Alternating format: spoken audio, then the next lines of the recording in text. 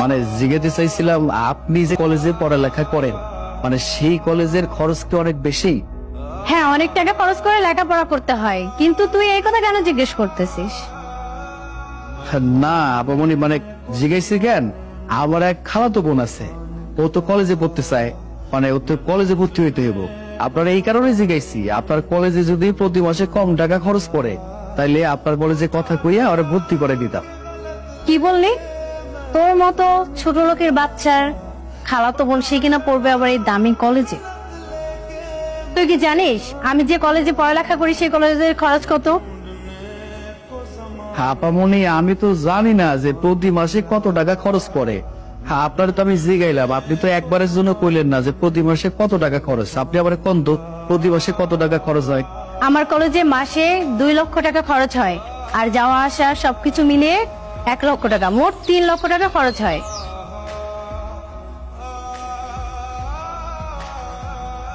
হায় আল্লাহ, মানে আপনার পড়ালেখা বাবদ মোট 3 লক্ষ টাকা খরচ? এটা কেমনে সম্ভব?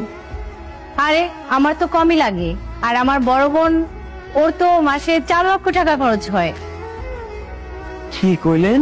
মানে আপনার বড় বোনের আরো বেশি টাকা, 4 লক্ষ টাকা, আপনার 3 লক্ষ টাকা, তাইলে মোট 7 লক্ষ টাকা। তার উপর আবার এই বাড়ি খরচ তো আছে, কিন্তু এত টাকা খরচ কেমনে করেন? এত কিছু জেনে তোর কি দরকার? তোর কাজ তুই কর, সর।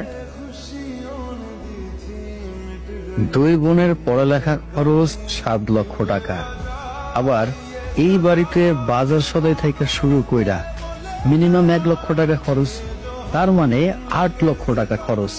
আবার ওরা যেরকম ভাবে চলাফেরা করে আলিশান ভাবে, বাইরে চলাফেরা করতে গেলে তো মিনিমাম 2 লক্ষ টাকা খরচ, তার মানে 7, 8, 9, 10 লক্ষ টাকা খরচ। কিন্তু এই 10 লক্ষ টাকা কেমনে সম্ভব? এই বাড়ির ভাড়া বাবদ সর্বোচ্চ 1 লক্ষ টাকা হইতে পারে, আর 9 লক্ষ টাকা কই থেকে আসে? অগত বাপও নাই।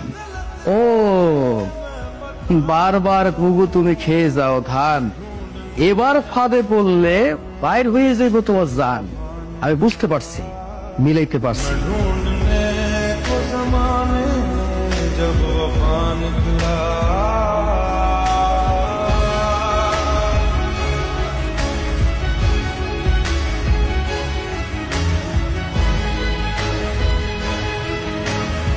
আসসালামু আলাইকুম।